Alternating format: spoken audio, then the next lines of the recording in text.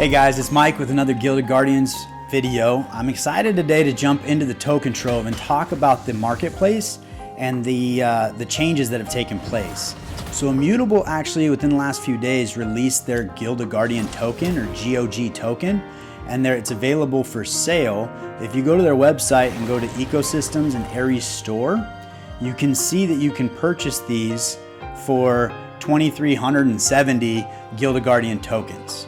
So I did do a little research. If we come over here to CoinGecko, currently the Gilded Guardian price is 7.7 cents. And so I did break down some math to compare that to how that works in game. I will preface this and say none of this is financial advice. It's just some observations from a fellow player trying to figure out whether or not there's money to be made in the marketplace. So if I go to my account through my Immutable Passport in Token Trove, these are the NFTs I have in game. If it has a little listed sign here, it means that that NFT is up for sale.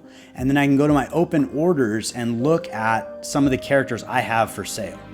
Now in the last few days, I haven't sold any characters because I placed all these characters for sale prior to the GOG token launching. And after looking through some of the math that I found out today, I can understand why I haven't sold any. But if we go in here and take a look at Zol, he's a rare character, we can see what his current price point is. So currently, most of the price points are listed in Ethereum. So you can see we have 438, it's 0.000438. But for the purpose of this video, I'm gonna call it 438 Ethereum, which is the equivalent right now of $1.55. If you scroll all the way down here, you'll see these ones that say cancel. These are actually my NFTs I listed several days ago. Now, when I listed these were the cheapest on the market. So I had them listed at 598 compared to 438. And the reason I listed them at that price is from the math that I've done, my break-even price on a rare character is about $1.70, and I'm trying to make a little money on each one. So when I come up here, I start to wonder how anybody's making money at this price.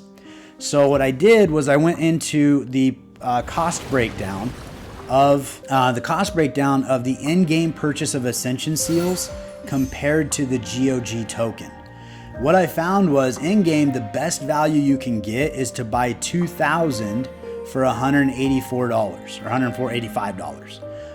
That breaks down to a cost of approximately 9 cents, just over 9.25 cents.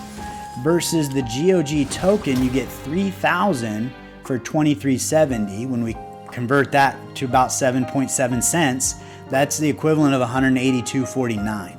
So basically the same price, but we're getting an extra 1,000 tokens. So from there, their cost per token is actually 6 cents, just over 6 cents. So as you break that down in game, and they do 2,000 in game and 3,000 on the token, or excuse me, through the website. So I think they're intentionally trying to kind of make this math a little harder. So I broke it down to basically what you get with 1,000 seals, just to make everything even and compare apples to apples. But in game, to buy 1,000 seals, you would pay $92.49 or $92.50. The Gilded Guardian token would cost you about $60.83. So when you break down how many legendaries and epics and rares you can convert to NFTs with 1,000 seals, you're looking at approximately 6.5 legendaries, and it does vary depending on the legendary you do. That's why it's kind of an average. About 31 epics and 55 rares. So if you're spending this much money, you would have to get the 1423, 298, or 168 per rare, epic, or legendary to break even on that expense. Anything extra would be icing on the cake. But when you come over to the Gilded Guardian token, for a legendary, you can break even at $9.35.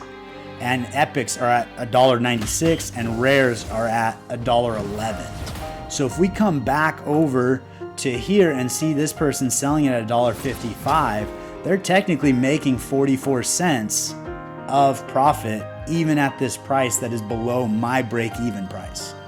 Now the struggle with this token is if you're in the United States or Australia, you can't go into your passport and just convert IMX into the GOG token.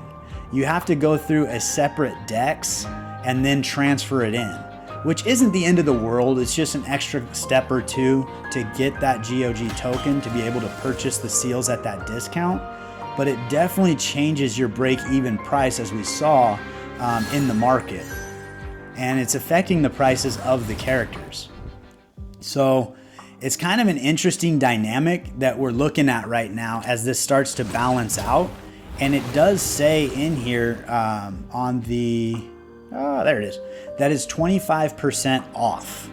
So I'd be curious if these are on sale right now and might go back to a more comparable price, or if they're encouraging the use of that GOG token and they're gonna leave it at this discount where it makes a lot more sense to pick up those seals this way than through the game.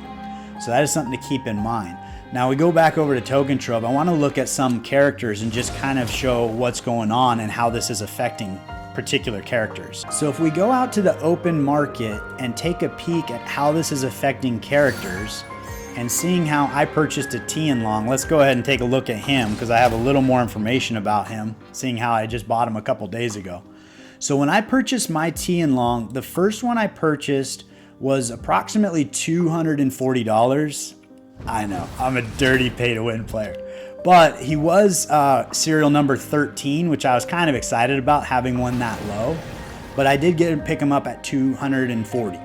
Then I wanted to ascend him and increase his radiance level. Excuse me, he was already ascended. I wanted to enlighten him and increase his radiance level. So I bought a secondary one. Well, during this dip you see right here, I was actually able to pick one up at $126. And I didn't care about his serial number because I just fed him into my serial number 13. So I just went with the least expensive one on the market. But I got him at 130 or 126. So now the least expensive one is at 210. So for these characters that are Gen 1 or Founder characters that are not available in the game, it seems to me their prices are probably staying pretty consistent with where they were. But if we do compare that to prices of characters who are in the game, it does change quite a bit. So if we go into a Thorit, who I have actually sold a couple copies of, and we can take a peek at that, his current price is $13.86. So this has dropped down quite a bit. If we go back to my account and look at activity and look for Thorit, I sold one for $16.78. Now this was 2 weeks ago that I sold that Thorit. So the prices of those characters in game have come down quite a bit. And if we do go back and look at that Thorit price point, sorry to go clicking all over the place, at $13.79, I wouldn't even be able to break even with that character. I would have to sell him for $14.23 because I picked up my Ascension Scrolls inside the game. So at this point for my account, I'm really going to have to try to potentially cut my losses a little bit and just try to recoup as much as I can because my break-even prices are so much higher than the current market value. So taking a peek at the recent activity of characters who have sold in the last little bit, we can see their prices are down at this new price point. Whether or not it bounces back up after maybe that sale ends, or it might just be an ongoing sale, I don't know. But these are probably going to be the new price points that we need to achieve to actually sell our NFTs at and make money, because it is a very competitive marketplace. You can click on any of these characters, and these sold within the last minute, but it'll show you all of the Lixis that is available for sale right now and the different price points. So right now the lowest price is $261, which again I wouldn't be able to break even at. So for the time being, I'm going to sit tight and see how the market responds to these changes and whether or not these prices do come back up. Hopefully they do, but it's also kind of nice because it makes each of the champions more affordable. So that's kind of an interesting side of things as well. But this is kind of a fun way to engage with the game outside of the game itself, where you're converting characters to NFTs and so forth. But I would definitely look into potentially picking up those GOG tokens, because your break-even prices, as we saw, are significantly better, and your chances of maybe making a little bit of money too is going to be better also. So hopefully you found this beneficial and exciting. I personally like it a lot. It's kind of a cool aspect of the game. And what really gets me excited is long term, when I start building characters in the game, potentially their rarity level will go up. They may cycle through characters and make them harder to acquire in game. And then all of a sudden, maybe an Atticus is really hard to come by. And I come out to the marketplace and he's selling for $30 or $40. And now I can make money on a character I've played with for 6 months to a year, and I have something to share with somebody else. So that would be a super fun outcome. So thank you guys for tuning in today and checking that out. Hopefully you found that as interesting as I do. As we just talked about before, I am planning on trying to grow this channel as much as possible. I do have a goal right now of reaching 500 subscribers. And when I do, I plan to actually purchase one of these Gen 1 or Founder characters that are not available in the game and raffling them off to one of my subscribers. So it could be a very fun way for an account to stay free to play, but get a dirty pay to win player. I would be able to do that by purchasing it through my account, and then transfer fees all go to the transferor. So all you would need to do is be a subscriber to the channel and set up your immutable passport, and I would be able to transfer that asset to you. So hopefully we hit 500 subscribers sooner than later, but when we do, we'll definitely get that raffle going, and I'll give you more information along the way. Thank you guys so much for the support. It means the world to me. If you haven't yet, please subscribe and like, and I look forward to seeing you next time.